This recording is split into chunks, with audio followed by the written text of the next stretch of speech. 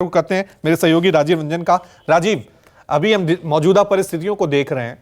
कांग्रेस ने बड़े झट से मुख्यमंत्री के नाम की घोषणा कर दी, उधर शपथ ग्रहण समारोह भी हो गया, गारंटियों को लेकर लगातार कैबिनेट की मंजूरी, वो सब कुछ सारी चीजें, कार्रवाई बड़ी जल्दी से हो गई।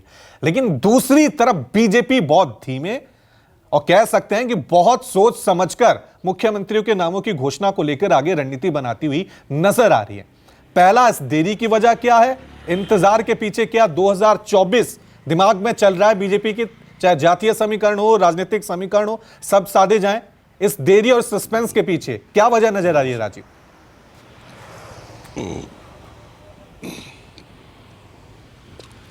देखिए रवि, आपके सवाल का जवाब दूं उससे पहले एक खबर आपको बता दूं जो हमारे सहयोगी गौरव ने अभी दी है थोड़ी देर पहले।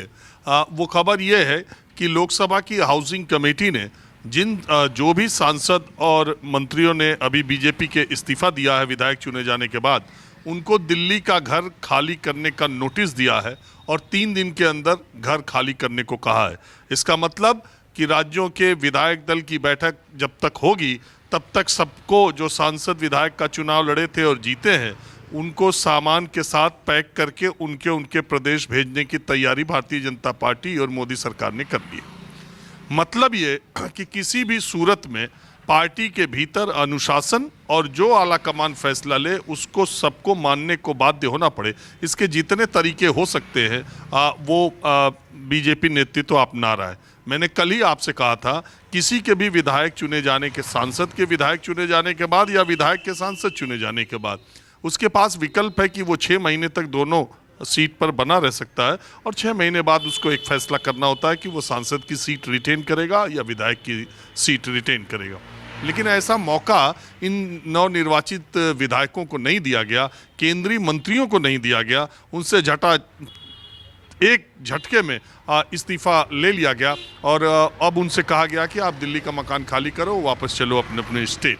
तो ये तो तैयारी भारतीय जनता पार्टी की है और उन्हें इस बात का भी एहसास है। बहुत सारे लोग मेरे बात से इत्तेफाक रखेंगे, हो सकता है न भी रखें, लेकिन 2023 के 3 राज्यों में विधानसभा चुनाव जीतने से 2024 के लोकसभा चुनाव में इन राज्यों में भारतीय जनता पार्टी का कोई फायदा हो जाएगा, ऐसा नहीं होगा।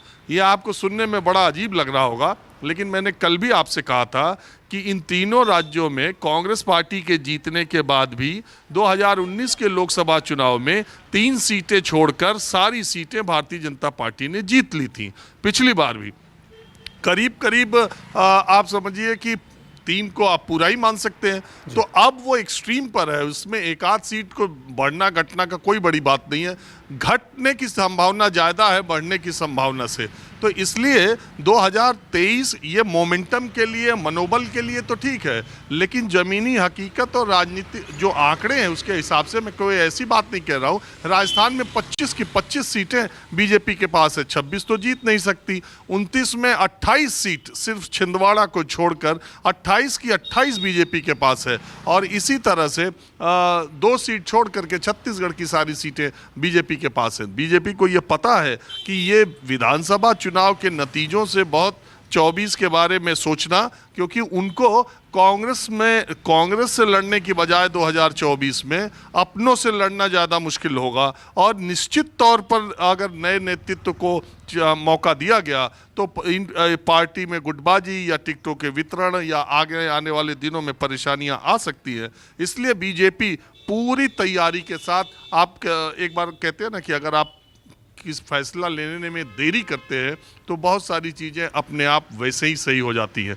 एक तो अगर वसुंधरा राजे, शिवराज सिंह चौहान और रमन सिंह को मुख्यमंत्री बनाया जाने वाला फैसला हुआ होता या पहले से मन स्थिति रही होती तो 100 घंटे चुनावी नतीजे आने के बाद नहीं लगते, इन लोगों को तुरंत ही बुला करके ढोल नगाड़ा पीट करके और बैनर पोस्टर लग जाते। लेकिन मुझे लगता है, मैंने पहले भी कहा था कि प्रधानमंत्री मोदी और गृह मंत्री अमित शाह, हो सकता है कि बीजेपी अध्यक्ष जेपी नड्डा भी जानते हों कि इन राज्यों में मुख्यमंत्री कौन होगा, लेकिन मेरी समझ से इन 2 प्रधानमंत्री और गृह मंत्री के अलावा ये कयास ही लगाया जा सकता है और इसके लिए सब लोग स्वतंत्र हैं। आज कयास लगाए और कल कह दे मैंने कहा था ना कि यही सीएम होगा, तो वो बात नहीं है।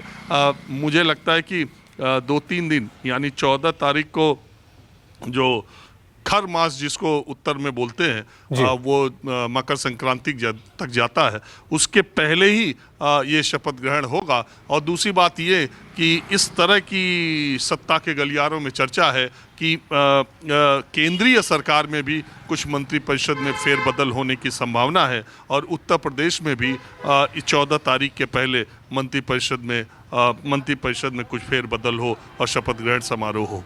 यानी पूरे देश में एक बार चुनाव से पहले कील कांटे दुरुस्त करने की बीजेपी तैयारी कर रही है। ठीक है, एक बार फिर